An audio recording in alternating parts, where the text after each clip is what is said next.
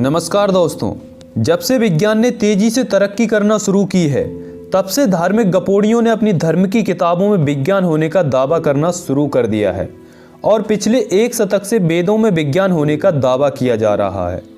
इसकी शुरुआत हुई थी दयानंद और उसके आर्य समाज से। अगर आज के समय में देखा जाए तो 99.99% लोगों ने वेद पढ़ना तो दूर की बात, उसे देखा भी नहीं होता।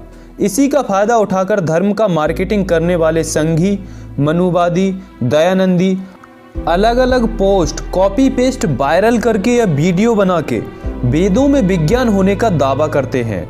लेकिन जब हम वेद उठाकर पढ़ते हैं तब उसमें विज्ञान तो नहीं, लेकिन अज्ञानता से भरी हुई विज्ञान विरोधी बातें जरूर मिलती हैं। तो चलिए आपको दिखाते हैं सबूत। अथर्ववेद 6वां मंडल के 77 सूक्त का पहला मंत्र देखिए।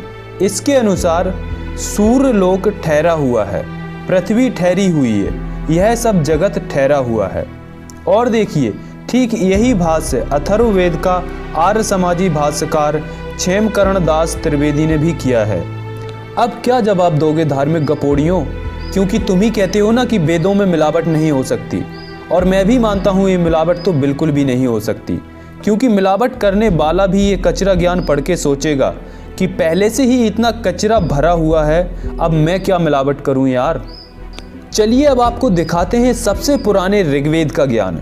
ऋग्वेद 10वें मंडल के सूक्त 89 के मंत्र 4 के अनुसार इंद्र अपने कर्मों द्वारा पृथ्वी को रोके हुए है।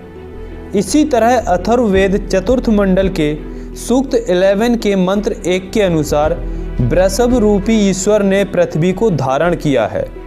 और तो और वेदों में इतना विज्ञान है कि उसमें सूर्य चंद्र एक दूसरे का पीछा करते हैं। आप खुद देख लीजिए। अथर्ववेद 7वें मंडल के सूक्त 81 के मंत्र 1 के अनुसार माया कौशल के द्वारा आगे पीछे चलते हुए दो बालक सूर्य और चंद्र क्रीड़ा करते हुए एक दूसरे का पीछा करते हुए समुद्र तक पहुंचते हैं। अथर्ववेद मंडल 6 के सूक्त 44 का मंत्र 3 में रुद्र देवता के मूत्र की प्रशंसा करते हुए कहा गया है कि उसका मूत्र औषधि और अमृत की तरह है। वाह भाई वाह। तो चलिए अब आपको वेदों का और भी अद्भुत विज्ञान दिखाते हैं। ऋग्वेद मंडल 1 के सूक्त 50 के मंत्र 8 में लिखा है कि दीप्तिमान और सर्व प्रकाशक सूर्य हरित नाम के 7 घोड़े रथ में तुम्हें ले जाते हैं।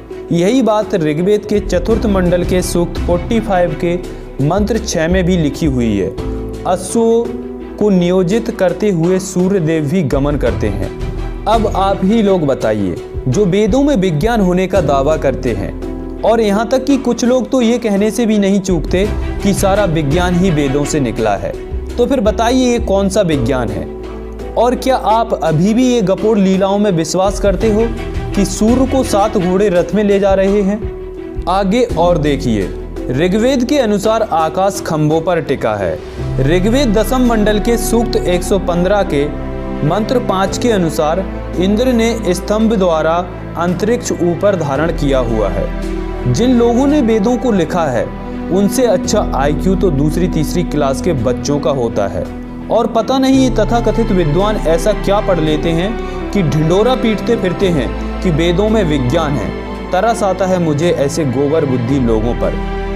अथर्ववेद मंडल 5 सूक्त 23 के मंत्र 5 के अनुसार मंत्रों द्वारा कीड़ों को मारा जा सकता है। ऋग्वेद मंडल 8 सूक्त 25 के मंत्र 18 में पृथ्वी के अंतिम सीमा की बात की गई है। इससे साबित होता है आर्य समाजी पृथ्वी को चपटी मानते थे, और उस समय ये धारणा भी हुआ करती थी कि पृथ्वी की कोई अंतिम सीमा है।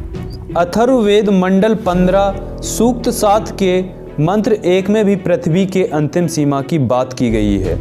ऋग्वेद मंडल 1 सूक्त 115 के मंत्र 4 के अनुसार सूर्य जब हरित नाम के 7 घोड़ों को रथ से अलग करता है तब अंधेरा यानी रात्रि होती है। तो ये थी वेदों में कुछ विज्ञान विरोधी बातें। ये बहुत ही थोड़े से उदाहरण थे। ऐसी विज्ञान विरोधी बातें आपको हर वेद में जगह जगह मिलेंगी। इस तरह से हम देखते हैं कि वेदों में विज्ञान तो नहीं, लेकिन विज्ञान विरोधी बातें जरूर हैं। और वैसे भी 99.99% लोगों ने वेद देखे भी नहीं होते, तो पढ़ना तो दूर की बात है। इसी कारण धर्म की मार्केटिंग करने वाले लोग वेदों में विज्ञान होने का दावा करते हैं, ताकि पढ़े लिखे लोग भी गर्व के साथ अपने धर्म से चिपके रहें। लेकिन आज मैंने आपको सारी सच्चाई सामने लाकर दिखा दी। अब आप क्या राय रखते हैं, हमें कमेंट करके ज़रूर बताइए, और वीडियो को लाइक और ज़्यादा से ज़्यादा शेयर कर लोगों तक ज़रूर पहुंचाइए। और अगर चैनल पर नए हो तो चैनल को सब्सक्राइब कर नोटिफिकेशन बेल को भी दबा लीजिए। धन्यवाद।